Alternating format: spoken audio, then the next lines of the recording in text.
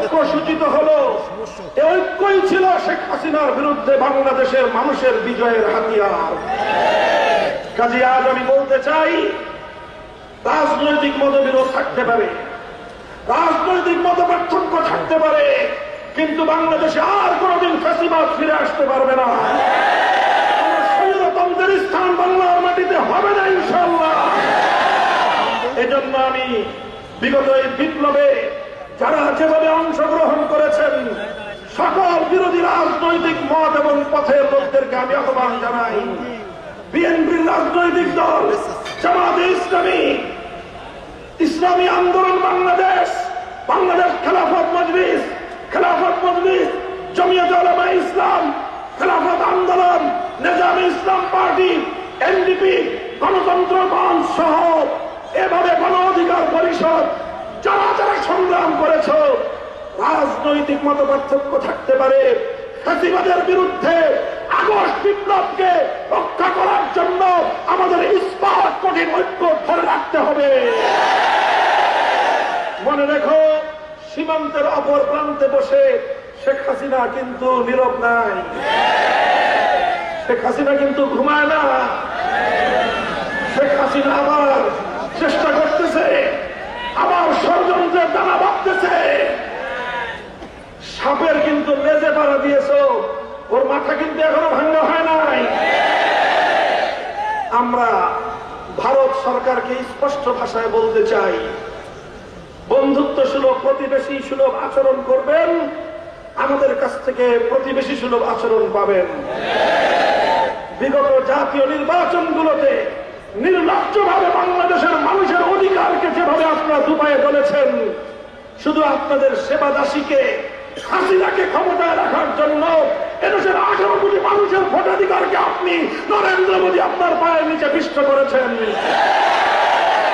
ভারতের জনগণকে আমরা বলতে চাই, ভারতের জনগণ, আপনাদের সঙ্গে আমাদের কোনো বিরোধ নাই। দুই দেশের জনগণের মধ্যে আমাদের বন্ধুত্বের দুয়ার অবারিত থাকবে। নরেন্দ্র মোদীর মতো হিন্দুত্ববাদ প্রতিষ্ঠাকামী এই ধরনের সাম্প্রদায়িক শক্তি যেন ভারতের ক্ষমতায় থাকতে না পারে, তার মতো ষড়যন্ত্রকারীরা যেন আমার বাংলাদেশের আভ্যন্তরীণ বিষয়ে কোনো ষড়যন্ত্র করতে না পারে। কাজেই শেখ হাসিনাকে আশ্রয় দিয়েছেন, এই আশ্রয়টুকু শেখ হাসিনা আপনাদের কাছে প্রাপ্য। 15 বছর আপনাদেরকে যে সার্ভিস দিয়েছে, দেশের বিরুদ্ধে, দেশের জনগণের বিরুদ্ধে, এমনকি তার দল আওয়ামী লীগের নেতা কর্মীদের স্বার্থের বিরুদ্ধে গিয়ে তিনি একমাত্র পার্শ্ববর্তী দেশের এজেন্ডাই বাস্তবায়ন করে গিয়েছেন। বলবেন আওয়ামী লীগের স্বার্থের বিরুদ্ধে কিভাবে? আওয়ামী লীগের নেতা কর্মীরা আগেই টের পেয়েছিল যে এই করুণ পরিণতির শিকার তাদের হওয়া লাগতে পারে। শেখ হাসিনাকে তারা সতর্ক করেছিল। শেখ হাসিনা কারো কোনো পরামর্শ মানে নাই, কারো পরামর্শ মানে নাই।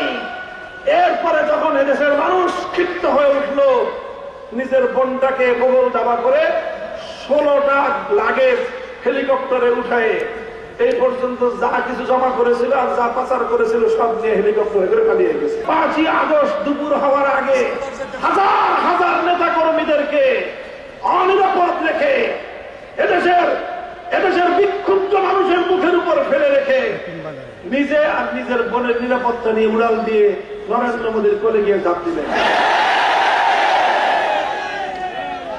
আর এখনো সীমান্তের অপর প্রান্ত থেকে আমার বাংলাদেশের শান্তি স্থিতিশীলতা ধ্বংস করবার পায়তারা চালাচ্ছেন। মনে রাখবেন, এই বাংলাদেশ সেই বাংলাদেশ নয়। এই বাংলাদেশ খান জাহানের বাংলাদেশ, এই বাংলাদেশ শাহজালালের বাংলাদেশ, এই বাংলাদেশ হাফিজ হুজুরের বাংলাদেশ, এই বাংলাদেশ শাইখুল হাদিসের বাংলাদেশ।